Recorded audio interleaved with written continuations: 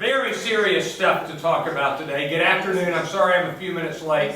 If any of you are new, my name is Randy Mayeau. We talk about whatever is in the news. It is pretty safe to say that there is one story in the news. We're going to get a little bit to politics later, but we start with the discussion of the bombing in Paris and the bombing and the shooting in Paris. And I know that you know the details, but I'm going to refresh your memory on the details. And so here's what happened. On Friday, there were people in a concert, in a sold-out concert hall, 1,500 people there, if I remember the number correctly. There were other people in a soccer match, including the president of France. And there was a bomber, a suicide bomber, whose bomb went off outside the stadium, and so it was heard in the stadium. It looks to me like one of the interesting things about this story is there were 7 places that were attacked, if I remember correctly. And 2 or 3 of those were suicide bombers. 2 or 3 of those people literally pulled up and started shooting to people eating at outside cafes. And then, of course, the worst one was inside. They pulled up, got out of their vehicle, ran inside the concert hall, and started killing people indiscriminately. 89 people died inside the concert hall. And one of the things that I read that was interesting is that the concert hall was absolutely populated with the kind of audience that ISIS would not approve of. Multi-ethnic, multi-religious, predominantly young, a true diverse group of people enjoying music. And so this was kind of everything they don't like about the West, including the diversity, including the wildness, all of the uncovered women. They're not nude, but their body was predominantly uncovered. And so you put all that together, and that was an ideal target.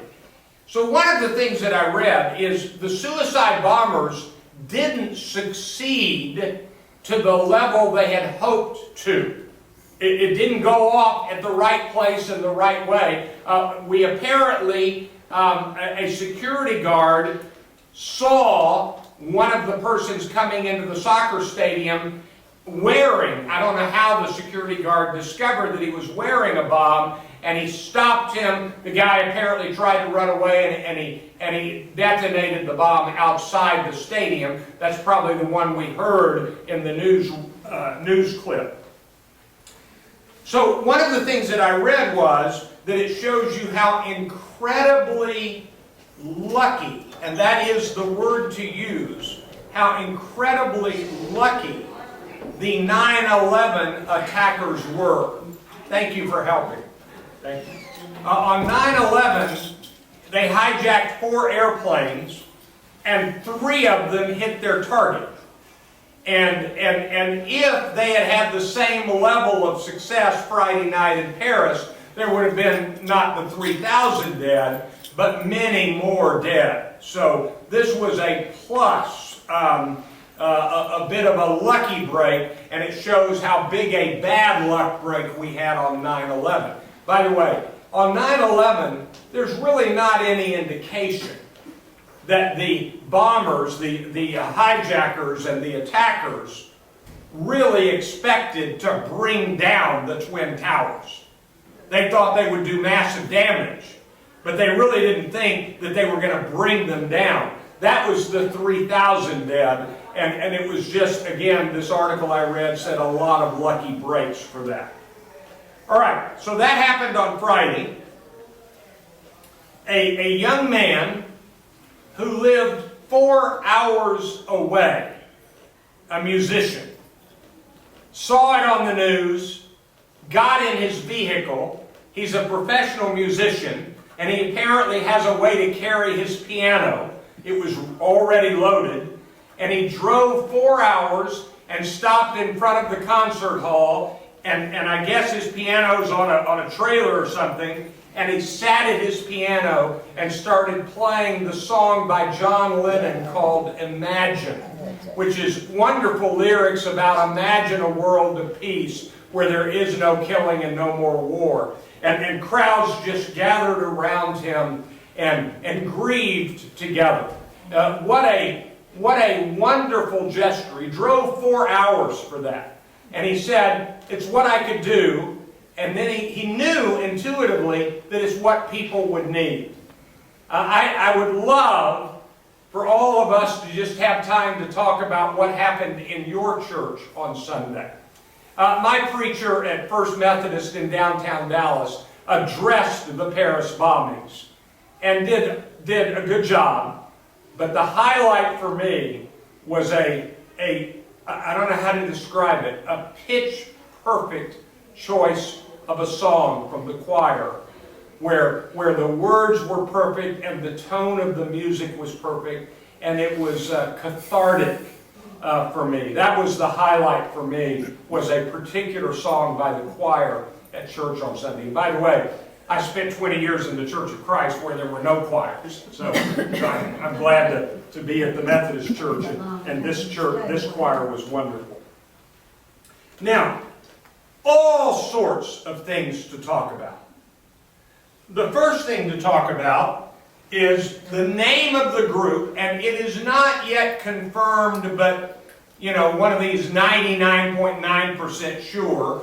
The name of the group that took responsibility for the bombing and the attack, and probably was behind it, is a group called ISIS or ISIL or IS.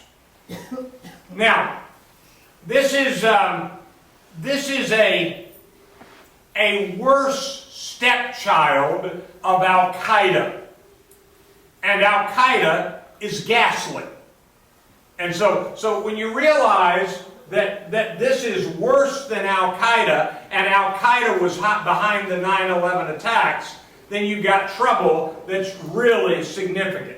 Now, I can't draw worth a flip, but let's pretend that I could draw, and we start all the way over here in Israel, and we go all the way to Europe. The Islamic State, that is the idea of a caliphate.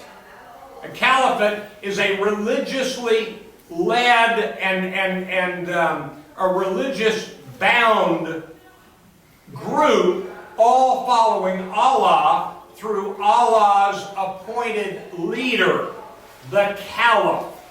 Now, I have no idea how we can decide if Allah actually appointed this leader. If there is an Allah and He appointed this leader and He kills these innocent civilians, I don't buy that it comes from any kind of God at all. But the idea of the Islamic State is that all of these places can become part of the caliphate as the people submit to the will of Allah through this caliph, this religious leader. It is also called the Islamic State of Iraq and the Levant. That word is Levant,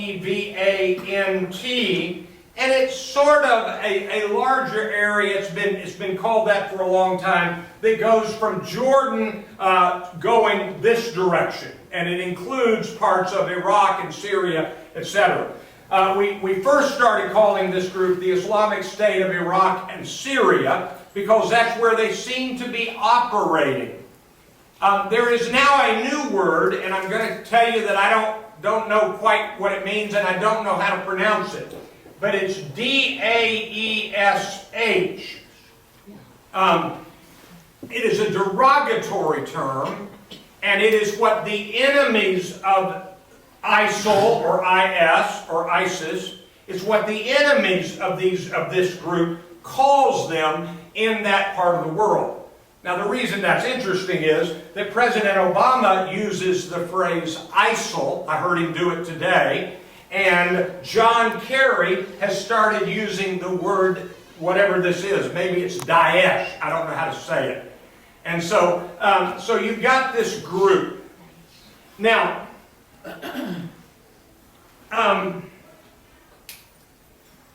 We're already fighting over it politically, which of course is expected. And somebody asked me, you know, what I thought about a couple of things. And so I want to tell you a story that might be worth remembering. Let me let her get settled. Okay. In 2001, 9/11, 2001, the day of the attack on 9/11, former President Bill Clinton was in an airplane. I don't remember where he was flying to and from, but he was in an airplane when he got word of the 9/11 attack. And on the airplane with him was a reporter. And the reporter asked former President Clinton, "Who do you think is behind this?" And President Clinton said, I'm paraphrasing from reading something years ago, President Clinton said, "I'm going to give you an opinion, but I want you to understand that I know nothing. That I'm no longer receiving briefings. I'm no longer being given reports. When we change presidents in this country, the old president is simply the former president. He does not have any inside information, and so the new president is the person that receives all of the information." And he said, "So I don't know who's behind this attack, but if I were a betting man, I would put my money on Osama bin Laden." And he said that the day of the attack, and it turned out to be right. And I don't know if you've heard this news, but in the last 10 days, this would be what we would be discussing today had Paris not happened. There are now verified reports that the head of the CIA gave strong warnings to Condoleezza Rice and to the Bush administration about imminent attack in the United States, and those warnings were not acted on. And that's in the news in the last few days, and it's really not in dispute. And so, again, that would be what we were talking about. And so I want to remind you of something we all know. We just don't think about it. We don't really believe anybody's this ghastly. You know, Condoleezza Rice famously said, "We couldn't imagine anyone flying an airplane into a building." I totally believe that, even though she had memos saying they might hijack a plane and fly it into a building. So intellectually, she had seen the words, "they might do that," but emotionally, she thought to herself, no one would ever do that. In the same way that people in Paris, even though there had been warnings, the people in Paris were sitting at outdoor cafes eating like people do in Paris, and they just could not imagine that somebody would do this. And so one of the problems is that we've become too civilized. And I mean that literally. We've become too civilized. We forget that the largest killer of innocent civilians in your lifetime, I think. Let me think about this. No, that's not true. The Holocaust would beat it. But a large killer of innocent civilians were 2 bombs dropped on 2 cities of Japan, killing everybody indiscriminately in the tens and tens of thousands at Hiroshima and Nagasaki. We've now reached the point in 2015 where we just can't imagine that anybody would be evil enough, ghastly enough to, on purpose, kill innocent civilians at a concert or in a cafe. We just can't conceive of that, and yet we're foolish if we don't. It has always happened, and always, I'm sorry to report, will. So I don't like that. So that's kind of item number 1. All right, so now, what do we do about this group? And I have not heard anybody do this, but I'm going to tell you what I'm afraid of. This is Randy Mayeau and his personal fear. One of the things that I believe is that the smartest thing to always do is to ask what somebody has actually said. What do they actually say? And it turns out that there's a man named Lawrence Wright who spent, I'm not exaggerating, years traveling in places surrounding the Middle East and researching and writing a multi-hundred-page book, which I have read word for word, called The Looming Tower. It won the Pulitzer Prize, and it's the story of Al-Qaeda. And he found documents, and they were remarkable. He found contracts that human beings would sign to become a soldier in Al-Qaeda. This is how much they would be paid. This is what they would be required to do. He found minutes of the meeting where Al-Qaeda was originated, if you can imagine this. He found the official minutes. And he found all sorts of the actual statements of Osama bin Laden. And do you remember, go back in your mind to 9/11, we had people of great prominence and everyday people saying, why do they hate us so much? You remember those phrases? Why do they hate us so much? There's not a mystery. Osama bin Laden stated why he attacked us. And it's because, and again I can't draw, here's Saudi Arabia. It is a sacred, holy land to Muslims, and we have our military there.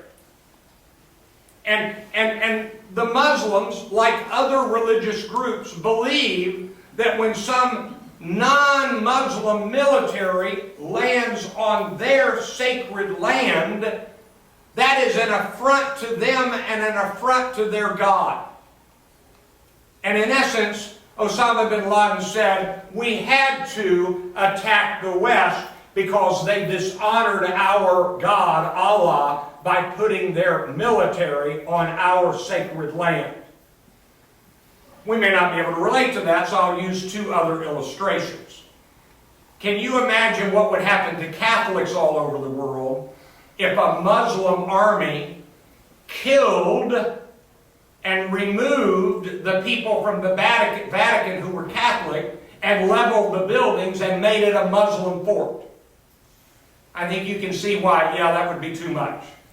Or I literally was having this conversation with a young Mormon man, and I said, I want you to imagine the Mormon temple in Salt Lake City, Utah, being taken away from the Mormons, and a Muslim flag planted in the middle of it, and it becomes a Muslim fort. He said, yeah, I get that. And so what Osama bin Laden said was that when we put our military in the sacred land of Saudi Arabia, and I could give you other pieces of that story, that was what launched the loyal Muslims against the West. And so now, here's my addition to this story. If you want to know how to end the attacks earlier, we should have never gone into Saudi Arabia with our troops. That's the answer. But it's too late for that. They've been in there long enough, and by the way, if you're not remembering, Osama bin Laden grew up in Saudi Arabia. That's his home country. And his dad, the patriarch of the bin Laden clan, owned a construction company that basically built everything for the royal family in Saudi Arabia. So the royal family got rich with oil, and the bin Laden family got rich with oil money building things for the royal family. And so now you've got the spread of the Muslim anger and hatred for us putting our troops in their region, and it has continued to spread.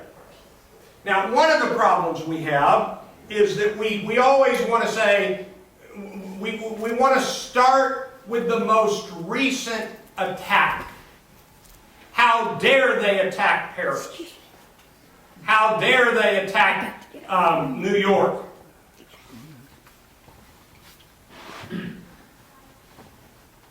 Well, wait a second here. Excuse me.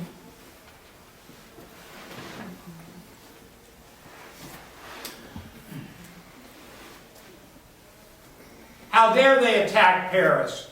How dare they attack New York? And we say that when in reality, anybody here ever have two sons in the same family? Did you ever see them fight each other? Yes. And it goes something like this. He started it. Well, look at what he did then. Well, look at what he did then. Well, look at what he did then. And they're capable of going back about 18 years on who started what. If you want to know what prompted the Israeli-Palestinian conflict, I promise you I can trace it to 1947 tangibly. You know, directly and specifically. And then, for the people who know ancient history, they can trace it back to Isaac and Jacob and etc. And so we're talking about a lot of anger and a lot of purity desire. We want our God, Allah, to be in charge, and we want it to be pure. So that's part of the story. Now let me tell you another story. I'm going to give you a test. Are you ready? Have the Muslim clerics, that's the equivalent of preachers and pastors and bishops, have the Muslim clerics condemned the Paris attacks? They have strongly condemned the Paris attacks. They have strongly done it. I could read you the articles. The head cleric in Saudi Arabia immediately condemned it. The church hierarchy in Indonesia, Muslim country, condemned it. The clerics have condemned it. We have a problem, and I'm going to describe it in language I think we understand. Anybody in here know about Billy Graham? Yeah. Now, Billy Graham's no longer able to make speeches. I think he's hanging on. But for many decades, if Billy Graham said something, it was pretty much the same as Jesus saying. And I'm not over-exaggerating much. By the way, here's how that started. He was an up-and-coming evangelist, and he was invited to meet with President Dwight Eisenhower. And he went to the White House to meet with Dwight Eisenhower, and when he came out, the reporter said, "So what did you do in your meeting?" And he said, "Well, at the end, he asked me to pray for him, and I did." And they said, "Will you reenact the prayer?" And Billy Graham knelt on the lawn of the White House praying, and that was in every newspaper in the country. That's a true story. The problem is, there is no Billy Graham for the Muslims. Nobody in this room, I'm willing to bet cash money, can name a Muslim cleric spokesperson. We don't know their names. We don't know their positions. But if you're a computer person, just Google, have Muslims condemn the attacks, Muslim clerics, and you're going to find they have condemned it strongly. They have not supported it. They have condemned it strongly. But because we don't know their name, we don't hear that. And our news coverage doesn't carry that very much. By the way, let me make another statement. How many of you knew about the Paris attack shortly after it happened? If you had your TV on, if you had your phone in your pocket, you knew about it very quickly. Are you aware that 2 to 3 days before that, there was an equally horrific attack, not as many dead, but plenty dead, in Beirut? And we didn't hear that much about that. And so the Muslims sort of say Americans care about French casualties and American casualties, but not Beirut casualties. And they're kind of right about that. They are kind of right about that. So that's part of this puzzle. But the obvious question is, what's next? And I'm afraid it's going to keep coming. remember that this was an act of terrorism. Terrorism is a tactic. If somebody attacked a concert hall in Dallas, then everybody going to any concert for the next decade would wonder, will it be safe? That's what happens with terrorism. It terrorizes people. It scares people.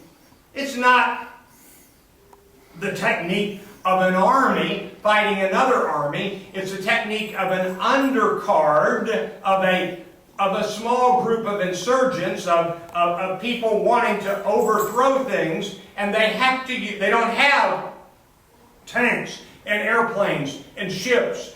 They have to use terrorism. And by the way, we know this.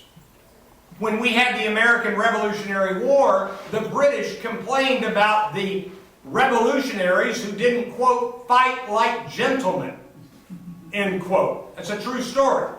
We were supposed to line up and shoot at each other.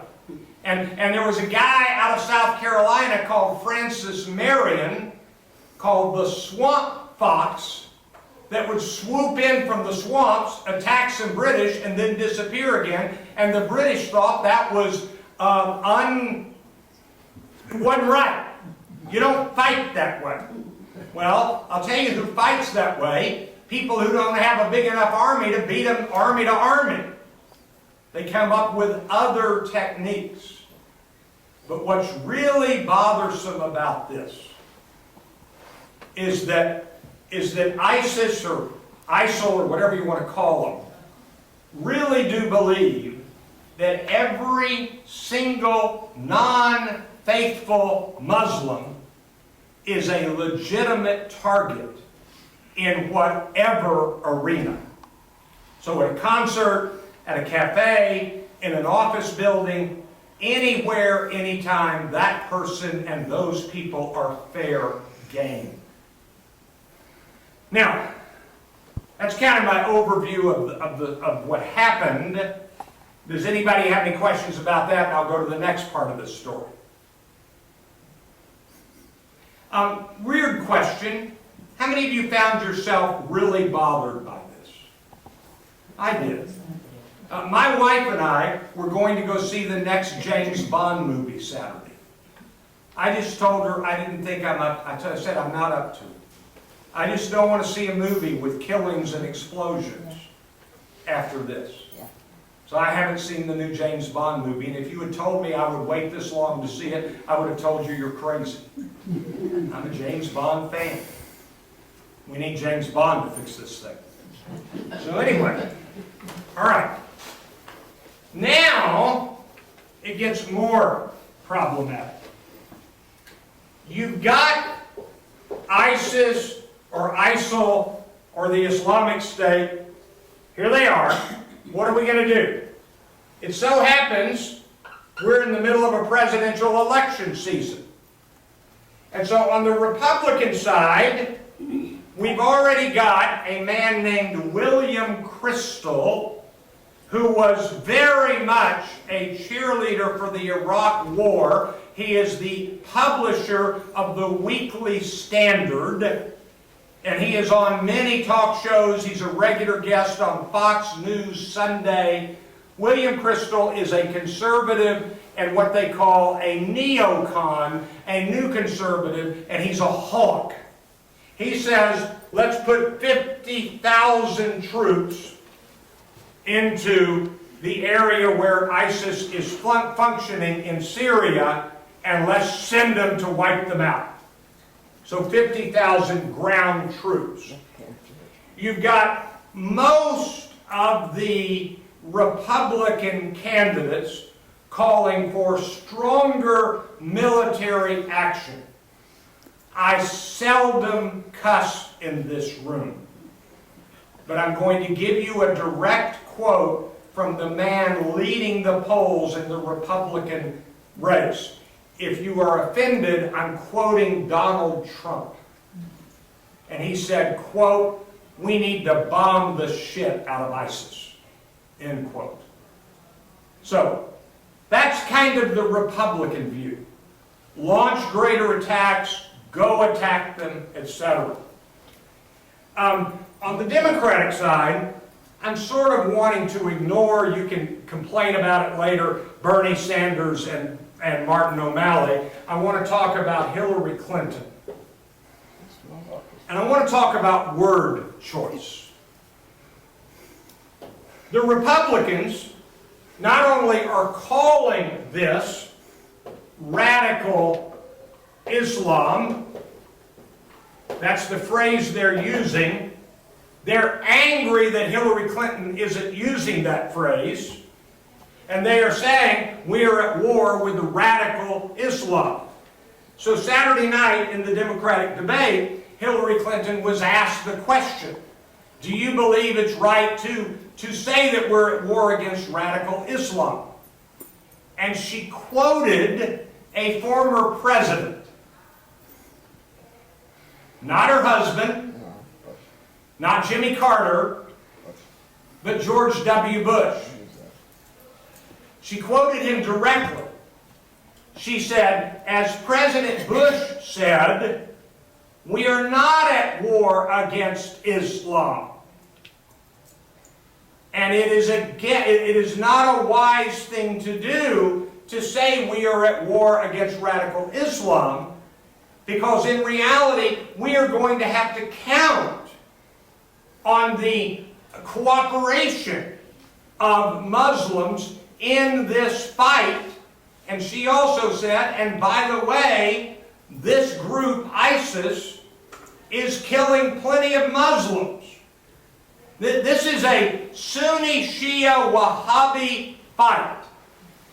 And what's interesting, if you want to really get into the background, and by the way, there's nobody in this room who really understands Islam.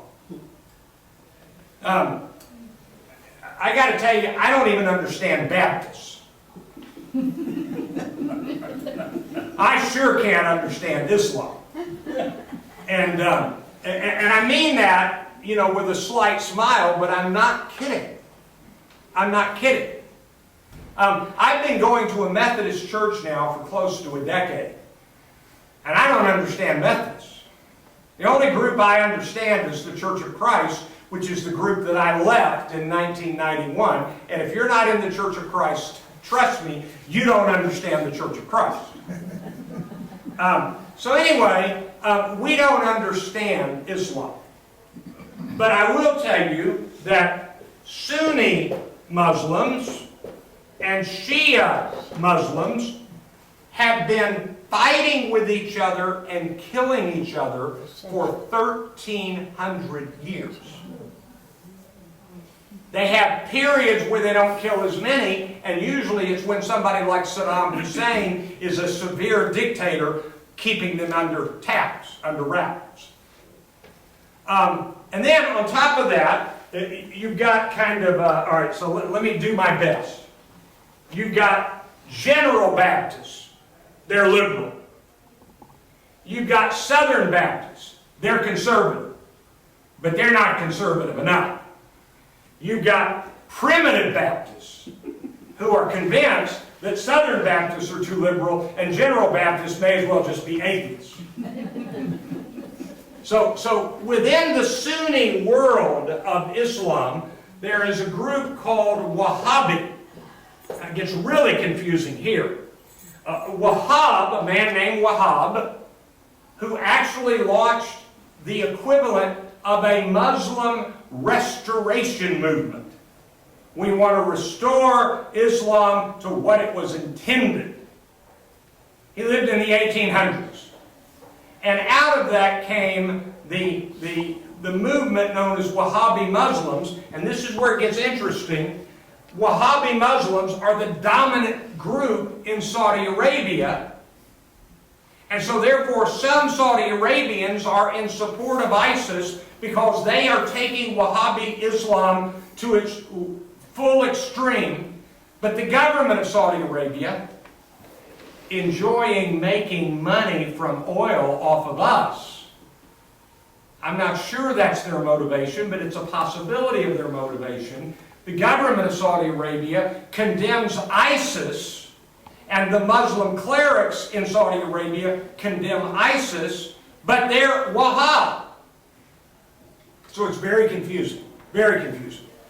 All right, so the Republicans want to call this a war against radical Islam, and now 9 GOP governors have gone on record today as saying we don't want to accept any Syrian Muslim refugees. We are willing to accept Syrian Christian refugees, but not Syrian Muslim refugees. And we got a problem. How are they going to tell the difference? Well, I don't know how they're going to tell the difference. I haven't heard an answer to that question. But here's the problem. You can just pretend I really get it. I do get it. If I saw a busload of people pulling up to Brookdale Club Hill, and it had on the outside of the bus Syrian refugees coming to live at Brookdale, I'd be willing to bet some of you would get nervous. That's just a guess. right. And I might cancel my current events session.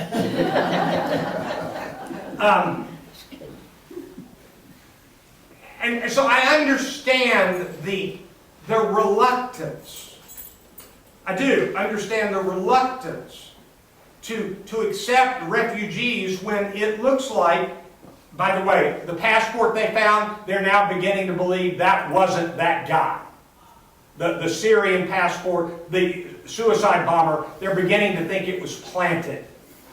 But there is general belief that one of these terrorists came into the country with the Syrian migrants, with the people who were the Syrian refugees. Ben Carson did have a smart line. He said, if I were if I were an ISIS terrorist, and I didn't try to go into one of these countries with the Syrian refugees, I should be sued for malpractice. That was a good and accurate line. And so I understand that. But if we say we will not accept Muslim refugees, they are running from ISIS. And so now we send them back to ISIS and they become radicalized. It's a tough problem. And then I got one more problem for you. This one's pretty interesting too. About 5 to 8 times a year, I get in my car and I drive from my house up here in Richardson to Austin. Now, all of you need to drive to Austin about once every 2 months so you can stop at Collin Creek Bakery. And you can get the cookies and the chocolate Danish and whatever else you want. Amen. That's right. Whatever heaven is like, it is Collins Street Bakery on every corner with no bad effect from the calories. That's heaven. So anyway, here's my drive. It is right at 198 miles from my house, actually, to a place just before Austin called Round Rock, where I speak 5 to 6 times a year. It is 196 miles from Brussels to Paris. It's the drive of Richardson to Round Rock. And it's pretty easy to make it from Belgium into France. And there is plenty of evidence that some of these terrorists came from Brussels. The vehicle came from Brussels. And one of the problems is that we forget, and this really is true, we live in this protected piece of land. Atlantic Ocean on one side, Pacific Ocean on the other. Canada's not our enemy, and Mexico isn't our enemy. They're just drug-laden. But that's not the same as an enemy. And so we live in this great place. And so consequently, there in France, they've got Belgium just to the north. and they've got other countries that people can flow through. And so protecting the borders, you think it's hard here. It's nothing here compared to there. It is genuinely more difficult. So, here's what I think is going to happen. We're going to have more attacks. I don't know how we're going to defeat them. Do I think they're going to overrun our country? No. Do I worry about America surviving? No. But I think that terrorism is entering into a new phase. That's what everybody's writing about Paris. And if you haven't heard, ISIS has released a list of cities they intend to attack in the United States. If the whole list is made up, it still makes us anxious and nervous. If it's not made up, then we have reason to be anxious and nervous. So that's kind of my overview of what I know about what happened Friday. It's a sad thing, but eventually it's going to have to be taken care of. Like having a rattlesnake in your backyard, you got to go out there and cut its head off. But the sad thing about it is the decision that our president's going to have to make of sending thousands of our boys to cut that snake's head off and have thousands of them get killed. All right, I buy the first part, I don't buy the second part. What he said was, it's like a rattlesnake. I think my wife has the better analogy. They're like cockroaches. And I mean that literally. That there is every possibility that there was not a person giving orders to these people in Paris. You see, we're not talking about a disciplined army. We're talking about social media riling people up and some people saying, hey, I think we could attack Paris, let's do it. And we heard all sorts of things about how sophisticated this was. Here's how much it would have taken to pull this off. A little bit of knowledge about, self-explosive bombs and wristwatches. That's about all it would have taken. And so the problem is, there is no head of the snake. I mean, that's the real problem. We want to think in terms, if we go kill Adolf Hitler, the Nazis will quit. Well, that's true for the Nazis. But do you remember how many times we've read, we've just killed the number 3 person in Al-Qaeda? We've just killed the number 2 person in ISIS? You realize, don't you, that there's another number 2 person ready? There is no one leader that is critical to this movement of terror. It is an idea. It is what the military experts call an asymmetrical war. It's not my soldiers against your soldiers, my Navy against your Navy. It's a lot of individuals with ideas. All right, we're about out of time. Let me move quickly to politics. I got an email from a friend of mine that I went to college with. I have not talked to him in 40 years. Got an email just saying, how you doing? And if you know anything about modern day computer networks, I'm on LinkedIn, he's on LinkedIn, he saw me, we connected over LinkedIn. So I talked to him today. I said, what are you doing?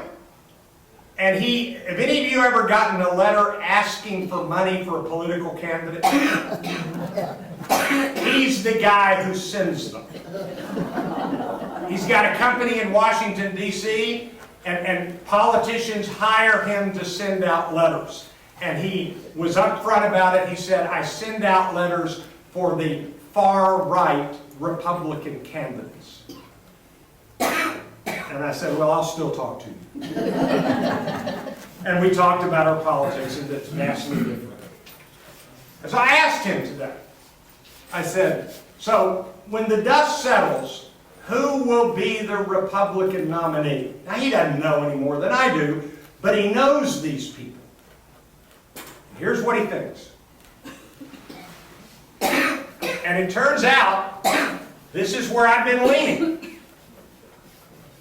He says, I can't figure out Trump. He said, I thought he would have faded by now. But he hasn't. And so Trump could win this nomination. But he said, if Trump doesn't win it, if I had to say, here's the person who I think will win it as of today, Ted Cruz. Now this guy sends out letters for people like Ted Cruz. I don't know, he can't tell me who his clients are, but he described his clients as far-right Republicans. And so he says Ted Cruz will be the nominee if Trump fades. He doesn't think Carson will be it. He thinks it'll be Trump or Cruz. He said, I just think Rubio is just coming across a little too young. That was his phrase. Now, he's my age, so we both think Rubio's too young. You know, we want somebody older and more seasoned. So anyway, I didn't ask him who would win the general election. I just said who's going to be the Republican nominee. And he put his personal opinion on Ted Cruz. I think that's right. I think if I had to bet today, it will either be Trump or Cruz. I don't think it'll be anybody else on the list. But I will tell you that before the Paris bombings, what was being written Wednesday and Thursday of last week was this. This is by Republican establishment people. What they wrote was, we don't want Trump, we don't want Carson, we don't think any of the others have a chance to beat Hillary. We're trying to recruit Romney into the race. That's what they were writing Wednesday and Thursday. Romney was saying, I'm not interested, but his supporters think he could be brought in, think he could be persuaded.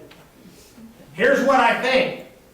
I think the establishment Republicans are nervous as can be. They can't figure out who their candidate is going to be. So, that's that.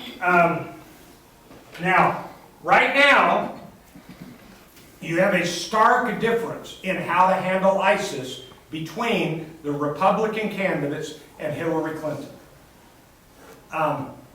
I'm biased, but I think if you listen to Hillary Clinton's answers from last Saturday night, I'm going to back up one step. In 2000, when the presidential election was between Al Gore and George W. Bush, the Pulitzer Prize winning columnist and author for the New York Times named Thomas Friedman was on the Charlie Rose show. And Rose asked him, who do you want to be president? And Tom Friedman said, I work for the New York Times, I have to remain neutral. But he said, I will tell you this, the world is getting more complex. We need somebody who doesn't use simple answers, but understands the complexity. That was interpreted as he was saying we need Al Gore. And you remember how close that election was. Gore won the popular vote, Bush won the electoral vote.